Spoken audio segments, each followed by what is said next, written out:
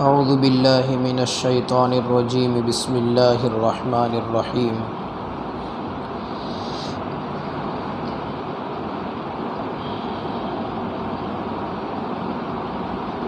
انما كان قول المؤمنین اذا دعوا الى اللہ ورسولہ لیحکم بینہم ان یقولوا سمعنا واطعنا واولئک هم المفلحون۔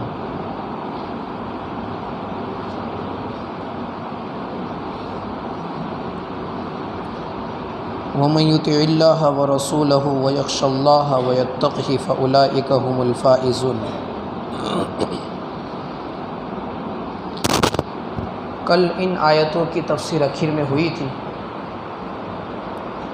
اور یہ جو آخری آیت میں نے ابھی پڑھی اس کے متعلق سیدنا حضرت عمر فاروق رضی اللہ تعالیٰ عنہ کا واقعہ جو امام قرطبی نے بیان کیا ہے وہ میں نے عرض کیا تھا۔ ایک ہی آیت کے متعلق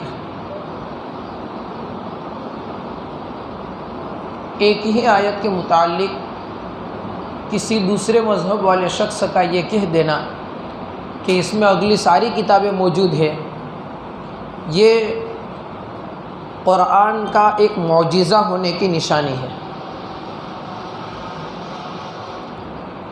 اسی طرح اللہ کے رسول صلی اللہ علیہ وسلم نے بھی فرمایا تھا اوتیت جوامع الکلم،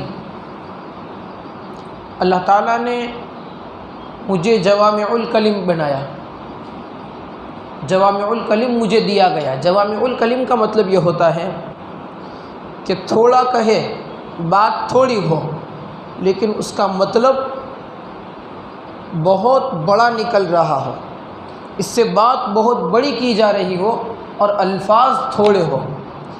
یہ آیت بھی وَمَن يُطِعِ اللَّهَ وَرَسُولَهُ وَيَخْشَ اللَّهَ وَيَتَّقْهِ، الفاظ تو صرف ایک لکیر کے اندر آ جاتے ہیں، لیکن اس میں سارے فرائض، ساری سنتیں، پچھلی زندگی سے توبہ اور آئندہ زندگی سے اللہ تعالیٰ سے یہ مانگنا کہ اللہ مجھے گناہوں سے بچا لیں، اللہ سے ڈر کر کے زندگی گزارتا رہے، اس کے بارے میں اللہ نے کامیابی کا اعلان کیا ہے۔ گزشتہ کل ہمارے سبق میں ایک آیت آئی تھی کہ ہر چیز اللہ کی تسبیح بیان کرتی ہے۔ اسی تسبیح اور پاکی کے متعلق میں نے یہ عرض کیا تھا کہ اللہ تعالیٰ کے عرش کو اٹھانے والے فرشتے، اللہ تعالیٰ کے عرش کو اٹھانے والے فرشتے 8 ہیں۔ اللہ کے عرش کو اٹھانے والے فرشتے 8 قیامت کے دن ہوں گے، ابھی تو صرف 4 ہیں، ابھی تو پورا عرش صرف 4 لوگوں کے ہاتھوں میں ہے، 4 فرشتوں کے اوپر ہے، اور قیامت کے دن اللہ تعالیٰ تعاون کے واسطے دوسرے 4 بڑا کر کے 8 کر دیں گے۔ یہ قرآن کی ایک آیت کی تفسیر ہے۔ کل میں نے مطلق 8 کہہ دیا تھا تو اس کی طرف میں توجہ دلا دوں۔ آگے والی آیت وَاقْسَمُوا بِاللَّهِ جَهْدَ أَيْمَانِهِمْ لَئِنْ أَمَرْتَهُمْ لَيَخْرُجُنَّ قُلْ لَا تُقْسِمُوا طَاعَةٌ مَّعْرُوفَةٌ إِنَّ اللَّهَ خَبِيرٌ بِمَا تَعْمَلُونَ۔ جیسا کہ ہم شروع سے اس سورت کو پڑھتے چلے آ رہے ہیں کہ اس سورت میں اللہ تعالیٰ نے منافقین کا خاص طور پر ذکر کیا ہے، منافقین کے داؤ پیچ کو اللہ نے بیان کیا، ان کی حرکتوں کو بیان کیا ہے۔ اسی کے متعلق کل کے سبق میں ایک آیت آئی تھی، مثال دے کر کے اللہ تعالیٰ نے سمجھایا تھا کہ کچھ لوگ جو کہ کافر ہیں وہ اپنے عمل کو اس طرح سمجھتے ہیں جیسے ریت پانی کی طرح چمکتی ہوئی ہوتی ہے، راستہ پانی کی طرح چمکتا ہوا ہوتا ہے، اور پیاسا آدمی جب اس کے پاس پہنچتا ہے تو پتہ چلتا ہے کہ یہاں تو کچھ نہیں ہے۔ اسی طریقے سے وہ لوگ جس کے دلوں میں حقیقت میں ایمان نہیں ہے اور وہ اعمال کرتے ہیں اچھا نتیجہ دیکھنے کی امید میں، لیکن جب وہ نتیجے تک پہنچیں گے تو پتہ چلے گا کہ یہ تو صرف چمکتی ہوئی ریت کی طرح تھا، حقیقت میں وہ پانی، یعنی حقیقت میں اس اعمال کا کوئی بدلہ نہیں ہے۔ اس آیت کے متعلق حضرات مفسرین نے کچھ باتیں اس طریقے سے پیش فرمائی ہیں، میں اس کا نچوڑ بیان کر دوں۔ کسی بھی فرقے کا ماننے والا ہو آدمی، مسلمان کسی بھی فرقے میں ہو، کسی بھی جماعت میں ہو، اگر اس کا عقیدہ صحیح نہیں ہے،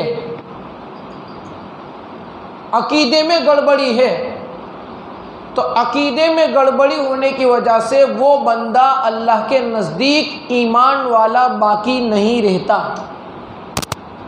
پھر چاہے وہ بندہ ہمارے ساتھ 5 وقت کی نماز بھی پڑھتا ہو، ہمارے ساتھ حج بھی کرتا ہو، ہمارے ساتھ زکوٰۃ بھی دیتا ہو، ہمارے ساتھ کلمہ بھی پڑھتا ہو، لیکن اگر اس کے عقیدے صحیح نہیں ہے تو اس کے اس عمل کا بدلہ قیامت کے دن کچھ بھی نہیں ملے گا۔ میں آپ کو بتاؤں، ہمارے اپنے ساتھ کچھ مسلمان ایسے ہیں جن کا یہ عقیدہ ہے کہ اللہ کے رسول یا عالم الغیب ہے، حالانکہ غیب کا علم جاننے والی ذات صرف اللہ کی ہے۔ اگر اللہ کے علاوہ کسی اور کو غیب کا علم جاننے والا سمجھا یا مانا تو وہ شرک کرنے والا ہوگا۔ اور ان اللہ لا یغفر ان یشرک بہ ویغفر ما دون ذلک لمن یشاء، اللہ نے فرمایا ہے کہ اللہ شرک کے گناہ کو کبھی معاف نہیں کریں گے، اس کے علاوہ اللہ تعالیٰ جس کو چاہیں گے معاف کر دیں گے۔ اسی طرح کچھ مسلمان جو اپنے آپ کو اپنی زبان سے مسلمان کہتے ہیں اور ان کا عقیدہ یہ ہے کہ اللہ کی طرح اللہ کے نبی بھی ہر جگہ پر حاضر ناظر ہے، اگر کسی نے یہ عقیدہ رکھا تو وہ بھی اللہ کے نزدیک شرک کرنے والا مانا جائے گا، اس کے اعمال بھی چمکتی ہوئی ریت کی طرح سامنے آئیں گے۔ اللہ کے علاوہ کسی اور کو اولاد دینے والا سمجھا، اللہ کے علاوہ کسی اور کو روزی دینے والا سمجھا اور مانا، اس کا عقیدہ رکھا، تو وہ بندہ ایمان والا نہیں کہلائے گا، وہ مشرک کہلائے گا۔ اور مشرک کے بارے میں جتنے بھی اعمال کر لے، قیامت کے دن اس کے اعمال یہ چمکتی ہوئی ریت کی طرح اس کے سامنے آئیں گے، کچھ نہیں ہے۔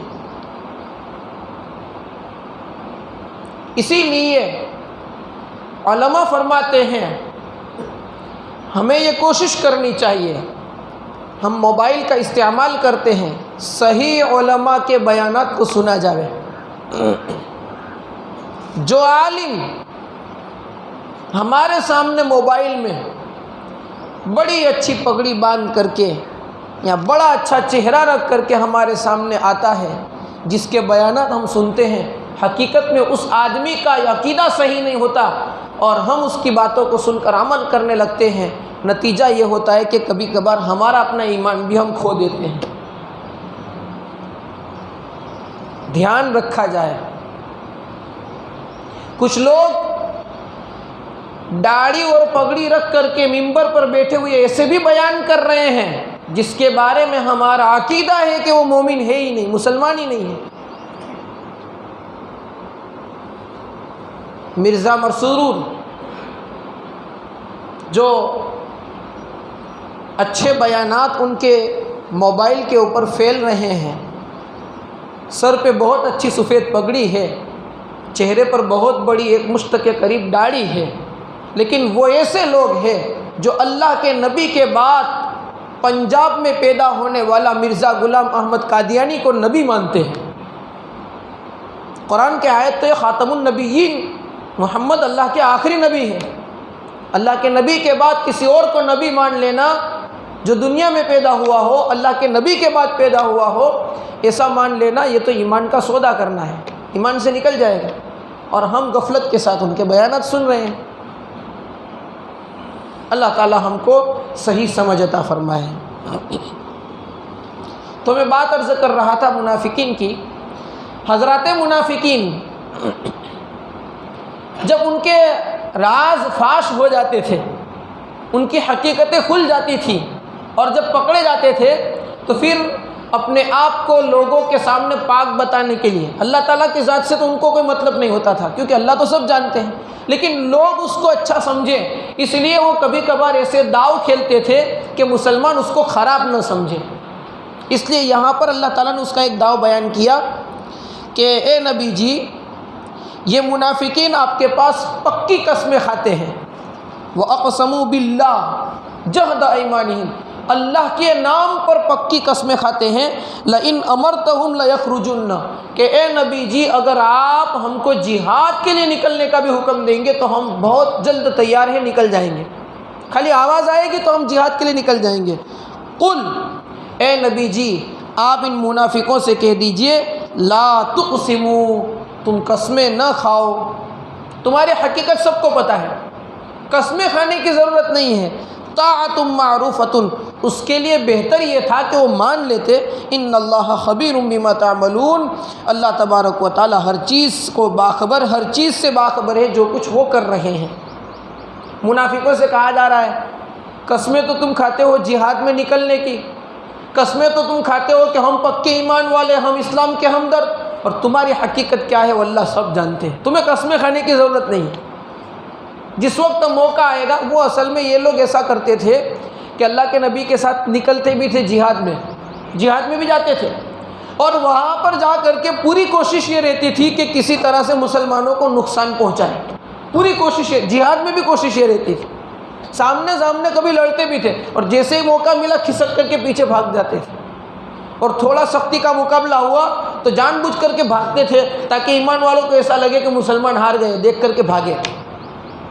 مسلمانوں کے ساتھ جہاد کے میدان میں جاتے تھے، اور مسلمانوں کی جو خفیہ میٹنگیں ہوتی تھی اس میں شریک ہوتے تھے، اور جو میٹنگ میں باتیں ہوئی اس کو کافروں تک پہنچاتے تھے۔ یہ مسلمانوں کو بہت بڑا نقصان آج تک تاریخ میں دیکھا جاتا ہے کہ منافقوں سے ہوا ہے۔ قل، اے نبی جی آپ فرما دیجئے، اطیعوا اللہ واطیعوا الرسول فإن تولوا فإنما علیہ ما حمل وعلیکم ما حملتم، اے نبی جی آپ ان لوگوں سے کہہ دیجئے اللہ کی اطاعت کرو، اللہ کی بات مانو، اور رسول اللہ کی بات مانو، رسول اللہ کے حکم کو مانو، اگر تم اعراض کرو فإنما علیہ ما حمل، تو سن لو اللہ فرماتے ہیں نبی کے اوپر تو وہ ذمہ داری ہے جو اس پر اٹھائی گئی تھی، اس پر بوجھ دیا گیا تھا، نبی کا کام تھا لوگوں تک بات پہنچانا، نبی نے پہنچا دی، وعلیکم ما حملتم، اور تمہارے ذمے وہ ہے جو تمہارے اوپر اٹھایا گیا، یعنی تمہیں ان باتوں پر عمل کرنا ضروری ہے۔ وَإِن تُطِيعُوهُ تَهْتَدُوا، اور اگر تم نبی کی اطاعت کرو گے تو تم سیدھے راستے کو پالو گے۔ وَمَا عَلَى الرَّسُولِ إِلَّا الْبَلَاغُ الْمُبِينُ، اور نبی کے ذمے، رسول کے ذمے تو صرف صاف بات کو پہنچا دینا ہے۔ وعد الله الذين آمنوا منكم وعملوا الصالحات ليستخلفنهم في الأرض كما استخلف الذين من قبلهم وليمكنن لهم دينهم الذي ارتضى لهم وليبدلنهم من بعد خوفهم أمنا يعبدونني لا يشركون بي شيئا ومن كفر بعد ذلك فأولئك هم الفاسقون۔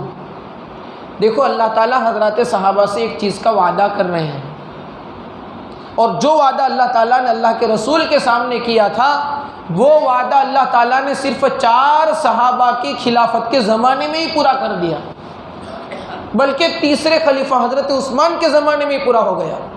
وعدہ کیا کیا تھا اللہ تعالیٰ نے؟ اللہ تعالیٰ فرماتے ہیں اللہ کا وعدہ ہے ان لوگوں سے جو تم میں سے ایمان لائے اور نیک اعمال کیے۔ اللہ کی مدد کا وعدہ ضرور ہے، لیکن شرط ہے ایمان، اور ایمان کے بعد عمل صالح یعنی نیک اعمال۔ آج کل مسلمان اپنے اعمال کی طرف کوئی نہیں دیکھتا، مسجدیں دیکھیے، ان کے معاملات اور معاشرت دیکھیے، ان کے حالات دیکھیے، صرف کلمہ پڑھ لینے سے یوں سمجھتا ہے کہ میری جنت اپنی ہو گئی، اور قیامت کے دن تو میرے ہی لیے بہت پہلے جنت کا فیصلہ ہو جائے گا، یوں سمجھتے ہیں۔ اللہ تعالیٰ نے جہاں کہیں پر ایمان والوں کی کامیابی کا اعلان کیا ہے وہاں پر شرط لگائی ہے کہ ایمان کے ساتھ نیک اعمال ہونے چاہیے۔ خالی ایمان، دیکھو والعصر کے اندر اللہ تعالیٰ نے فرمایا ہے والعصر زمانے کی قسم، ان الانسان لفی خسر، بے شک تمام انسان نقصان میں ہے، الا الذین آمنوا وعملوا الصالحات، ہاں وہ بندے نقصان میں نہیں ہے جو ایمان لائے اور نیک عمل کی۔ یہاں اللہ تعالیٰ بہت بڑی مدد کا وعدہ کر رہے ہیں۔ جس وقت مسلمانوں کے پاس کھانے کو کچھ نہیں ہے، پہننے کو پورے کپڑے نہیں ہیں، رہنے کو گھر نہیں ہے، اصحاب صفہ میں جو صحابہ ہیں 24 گھنٹے میں ایک وقت مشکل سے کھانا مل رہا ہے، ایسے وقت میں اللہ تعالیٰ کیا وعدہ کر رہے ہیں؟ ایمان والے جو تم میں سے ہیں اور نیک عمل کرتے ہیں، اللہ تم کو زمین میں خلیفہ بنائے گا، جانشین بنائے گا، بادشاہت دے گا، حکومت دے دے گا۔ منافقین ایسی باتوں سے ہنستے تھے کہ یہاں کھانے کو کچھ نہیں ہے اور یہ بادشاہت کے خواب دیکھ رہے ہیں، ہنستے تھے۔ لیکن اللہ تعالیٰ نے وعدہ کر لیا تھا، ایمان لائے اور ساتھ میں نیک اعمال ہے تو اللہ کی مدد ضرور اترے گی۔ اگر آج بھی یہ آیت ہمیں آج بھی سبق دیتی ہے، اگر اللہ کی مدد ہمارے لیے ظاہری طور پر نہیں اتر رہی ہے تو کہیں نہ کہیں ہمارے اپنے اعمال کی کمی ہے۔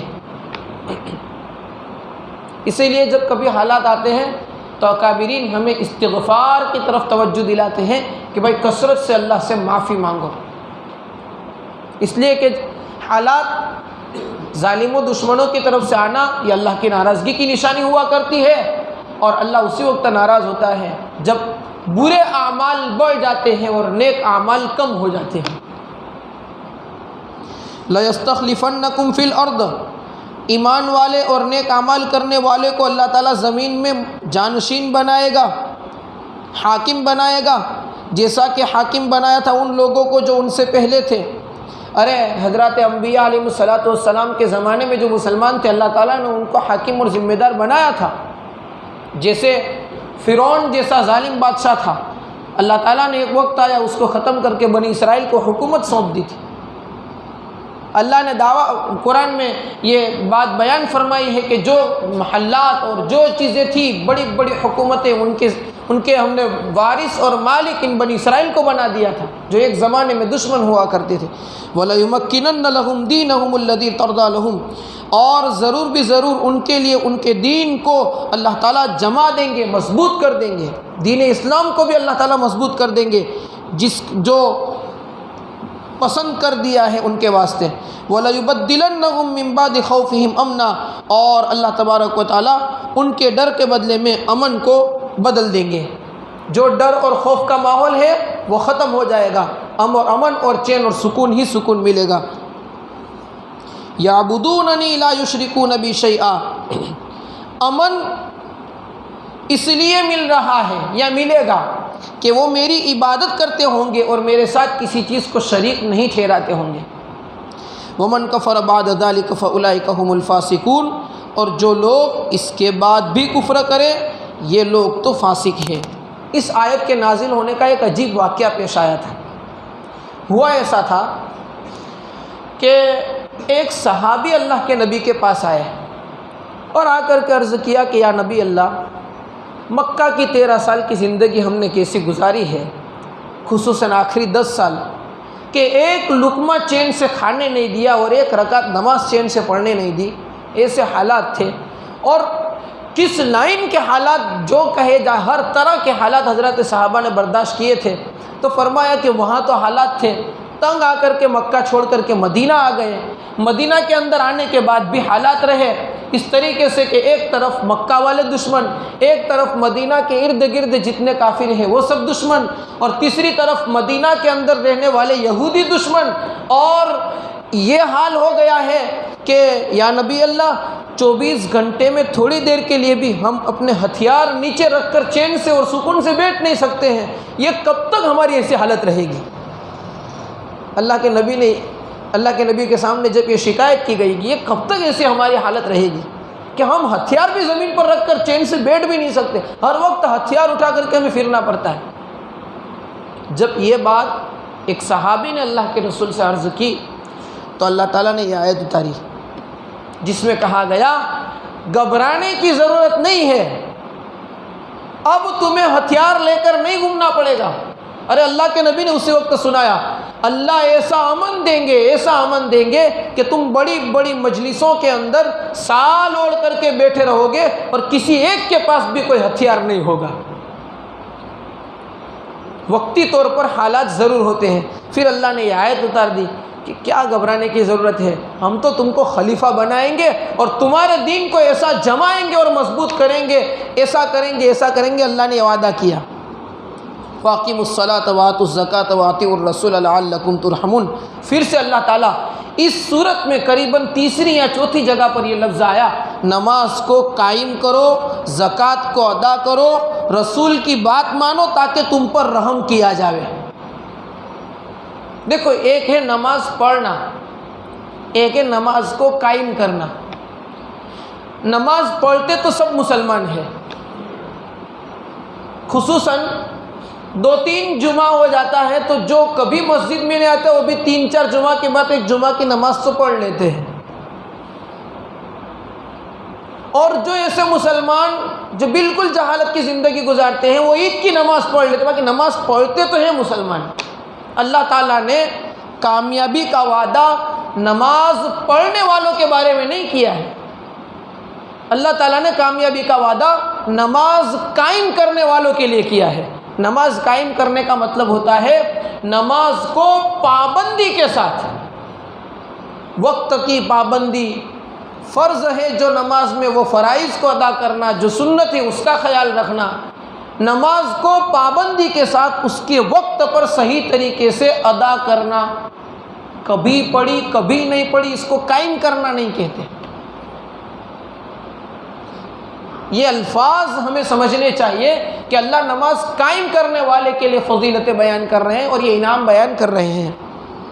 لا تحسبن الذین کفروا معجزین فی الارض، کافر لوگ یہ نہ سوچے کہ وہ زمین میں اللہ تعالیٰ کو تھکا دیں گے۔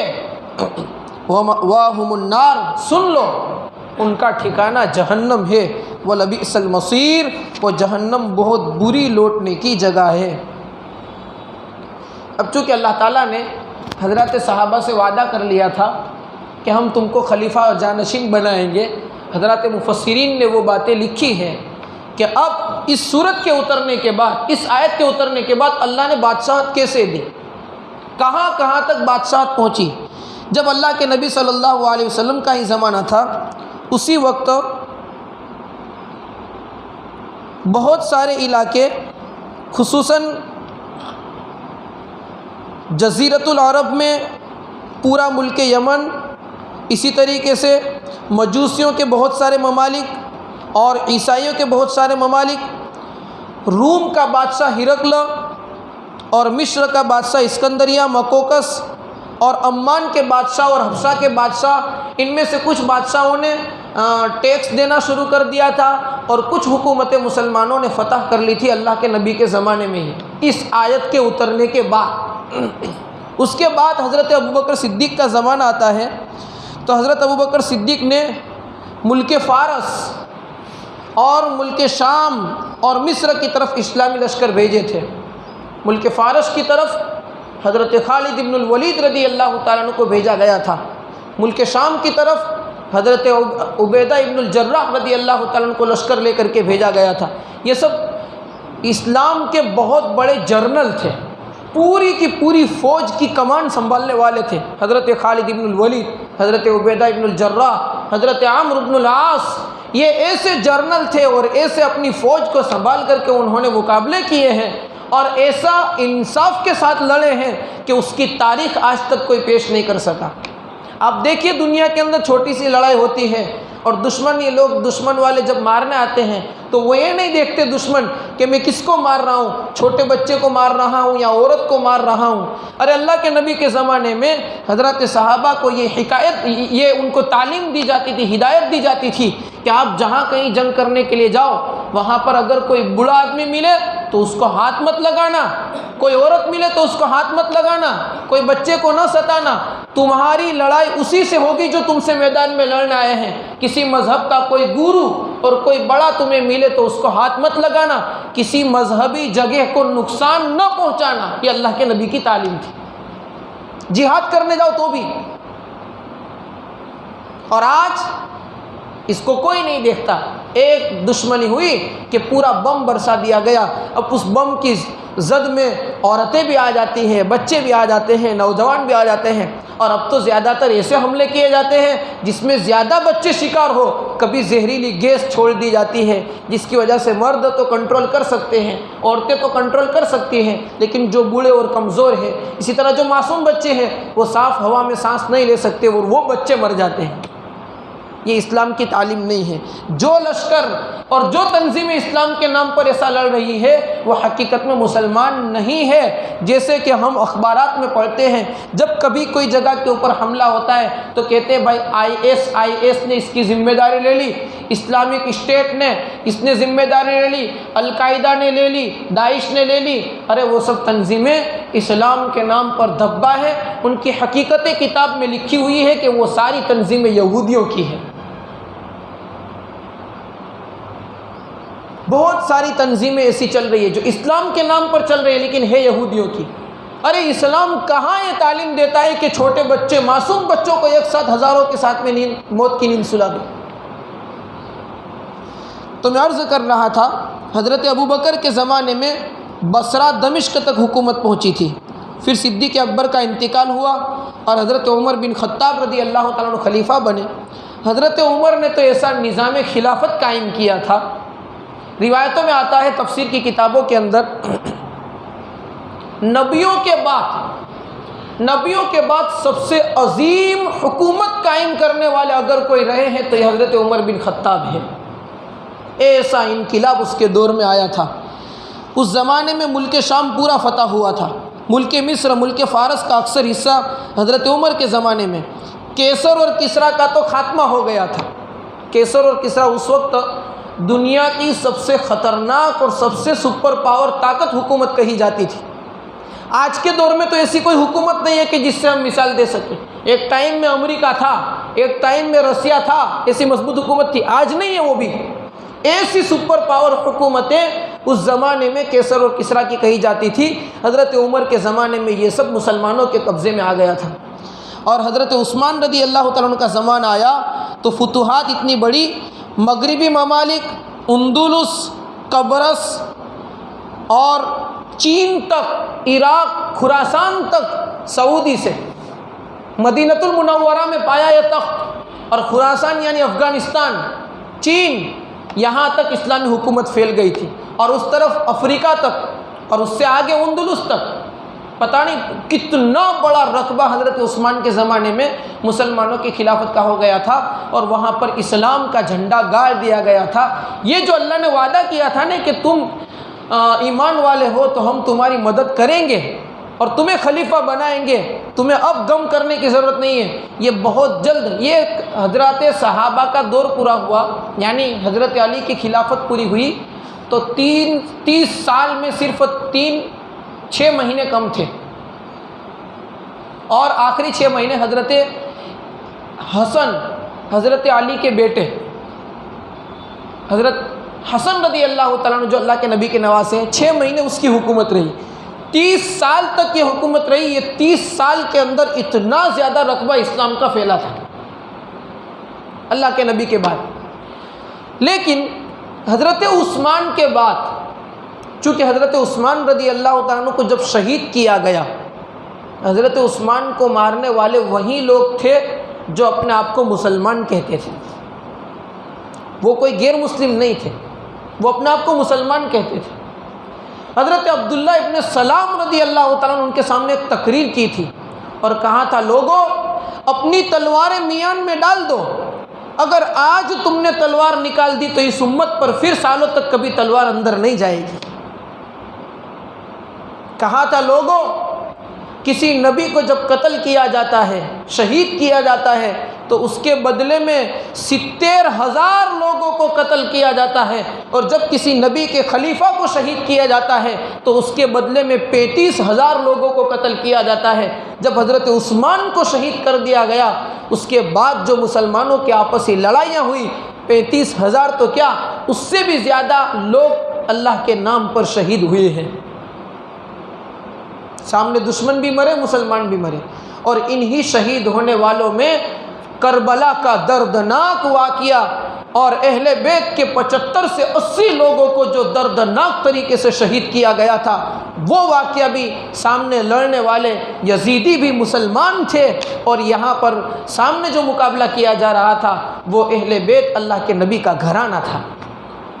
یہ حضرت عثمان ہی کو شہید کرنے کے بعد آگ لگی تھی، وہیں سے آگ لگی تھی، اور اسی آگ کی زد میں یہ اہل بیت کے 75 افراد آئے تھے۔ جو واقعہ ایسا دردناک ہے کہ آج تک جب وہ واقعہ کتابوں کے اندر پڑھا جاتا ہے یا صحیح طریقے سے کوئی اس کو بیان کرتا ہے تو کوئی سننے والا ایسا نہیں ہوتا کہ جن کی آنکھوں میں آنسو نہ آئے۔ وہ اللہ کے نبی کے گھرانے کے اوپر ظلم کیا گیا تھا۔ اللہ تعالی ہم تمام کو ان باتوں پر عمل کرنے کی توفیق عطا فرمائے۔